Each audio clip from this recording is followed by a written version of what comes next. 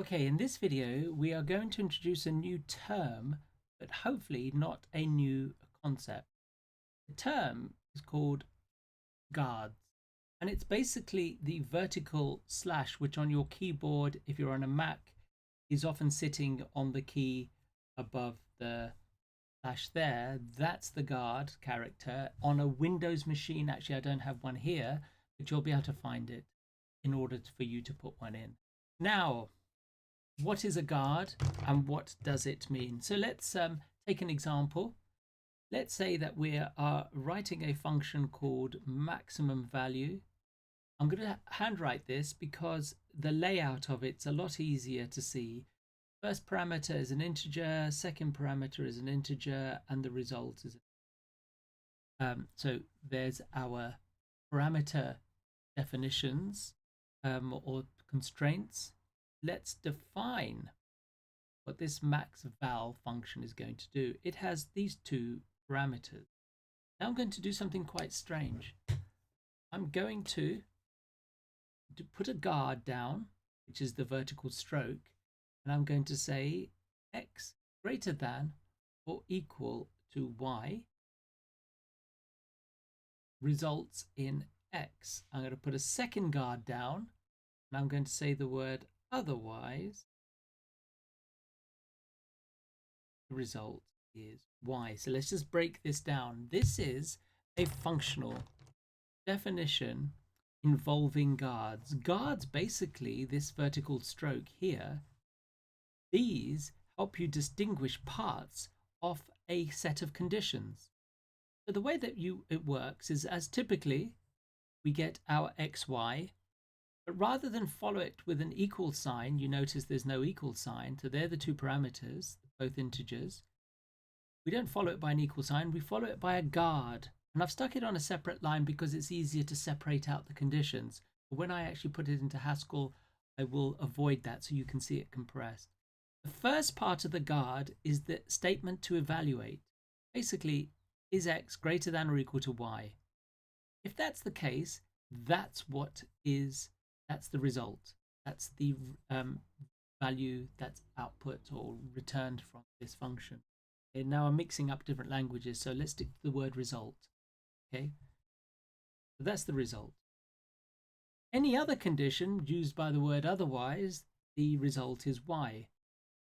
So there are other alternative. I'm not going to look at the if, then, and else construction, but the lecture notes do point that out.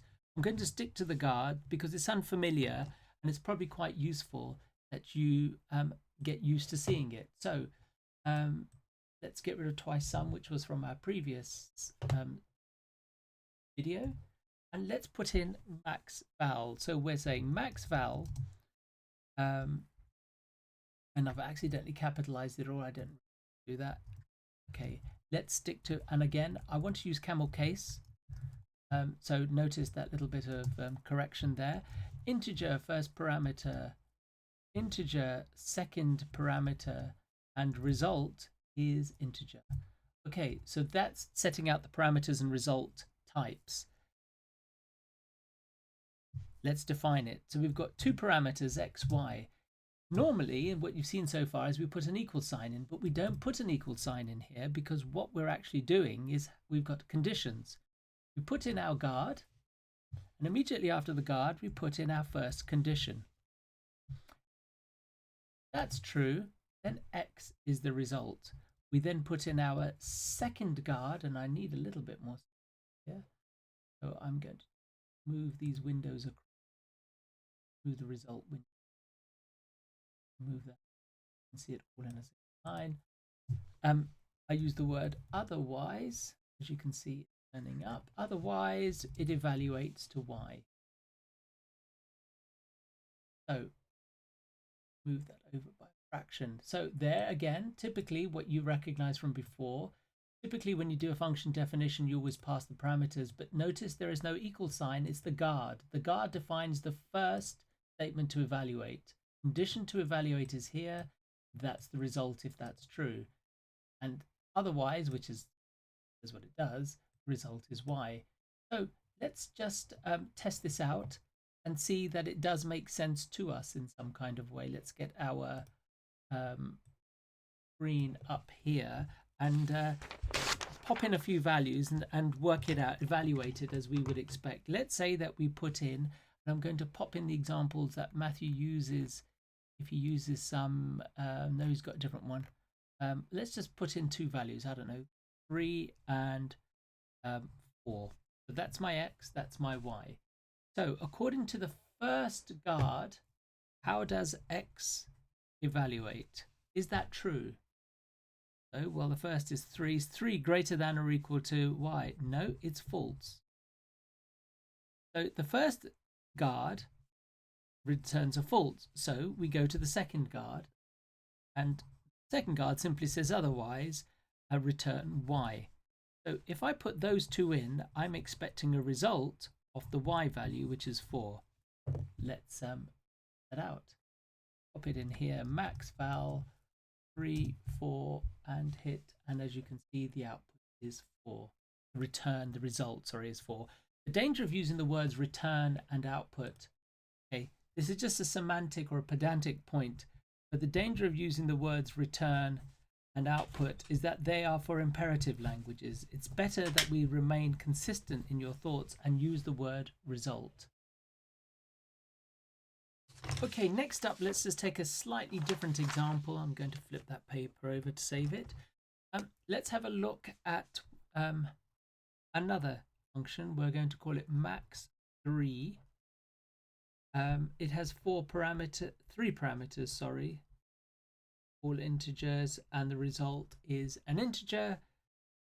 It looks like this, and I'm going to write it, and hopefully you can start seeing how it works. So those 3 represent what? The parameters corresponding to those 3. Okay, I know I'm repeating it, just to be clear. For visual aid, I'm putting the guard down here rather than when I write it up in this environment in a single line. So the first guard, the first statement to evaluate is this. It's just a slightly more complicated version of what we had before. Okay, so X is greater than Y and X is greater than or equal to Z. If that's true, it evaluates to, the result is X. Second condition, Y is greater than or equal to Z, evaluates to Y. And then we have our else statement. Now, Matthew in his notes, it evaluates to Z. Matthew in his notes makes a point to draw out the parallel between if, else, and else if, sorry, and else type of constructions that you will have been familiar with in imperative languages. It follows in a very, very simple logic. Notice here that all these are statements to evaluate. There's no mechanism, no process involved, no lines to be executed that we need to worry about. It's just syntax, functional syntax to evaluate. Okay, so let's put an example in. Let's put this example in. I'll pop it in underneath. And remember, if you remember from previous, this is in a .hs file. So you could write your file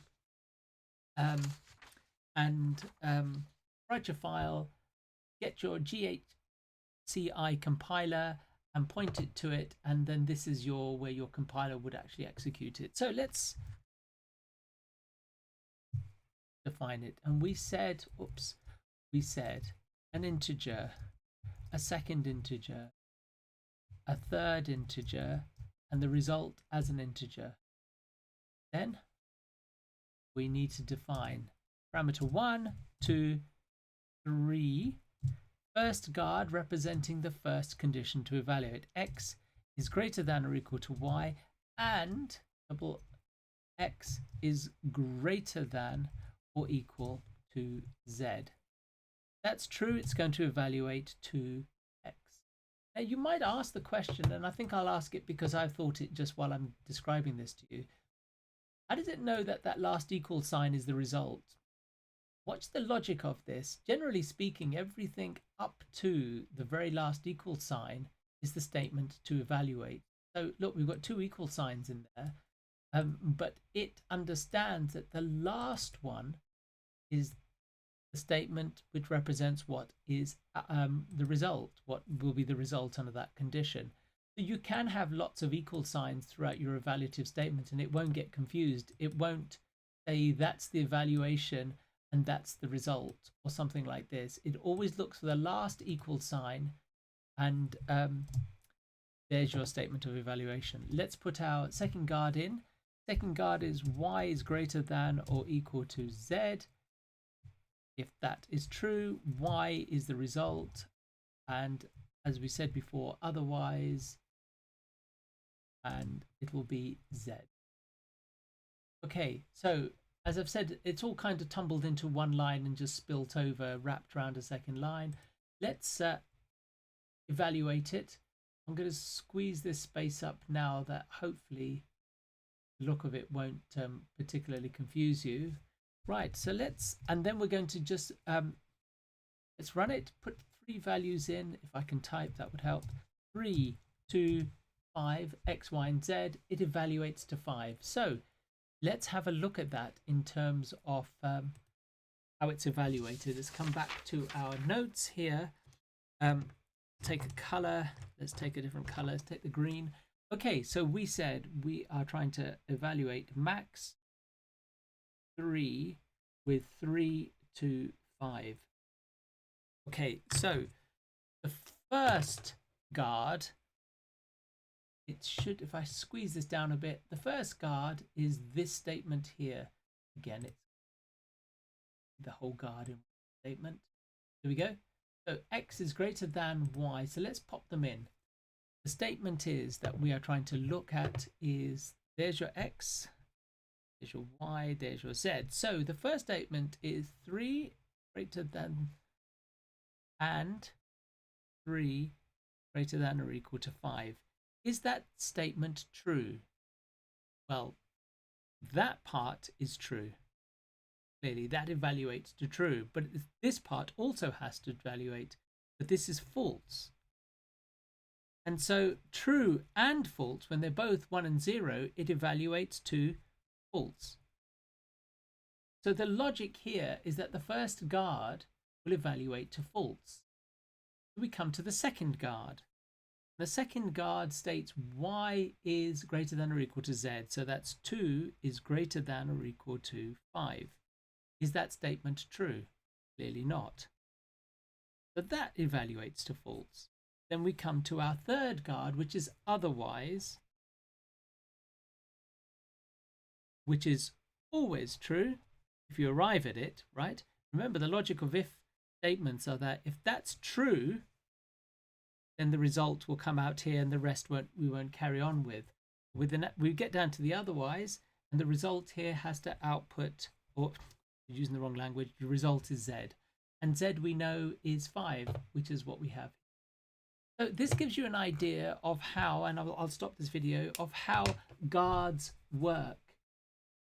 This might seem to make things a lot more complicated, but the takeaway here is that you are just defining statements which need to be evaluated. The very last equal sign and the parameter on the other side of the equal sign are the result values. And that's consistently the case. If you look at that rather long one here, you might think, oh my goodness, that's all jumbled. How do I know where the result is? The very last equal sign here gives you the result. Everything prior to it is part of the statement to evaluate. Look at this one here, and same logic applies. Last equal sign, that's what the result is. Everything prior is the statement to evaluate. And the last one's much simpler.